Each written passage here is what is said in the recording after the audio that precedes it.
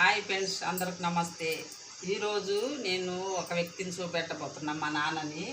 ఇగో మా నాన్న ఈ రోజుకి మా నాన్న చనిపోయి 5 పూర్తయి 6వ సంవత్సరము 2020లో చనిపోయింది మా నాన్న.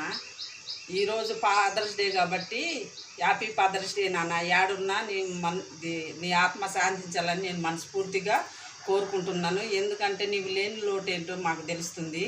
నీవు ఉన్నప్పుడు ఎలా ఉన్నామో నీవు లేనప్పుడు నీవు లేని లోటు మాకు తెలుస్తుంది. నేను మనస్ఫూర్తిగా కోరుకుంటున్నాను, ఆత్మ శాంతించాలని కోరుకుంటున్నాను. మా నాన్న చనిపోక ముందు దగ్గరకు వచ్చి మాట్లాడేది, కానీ నేను ఆయన చనిపోదనని ఆయనకు తెలిసేమో కానీ మాకు తెలియదు. కానీ ఇలా ఎందుకు చేస్తున్నాడో అనుకున్నప్పుడు వాళ్ళు ఏంటి దిగుతూ వచ్చేది, కానీ మా అమ్మాయి దిగుతూ ఉండేది.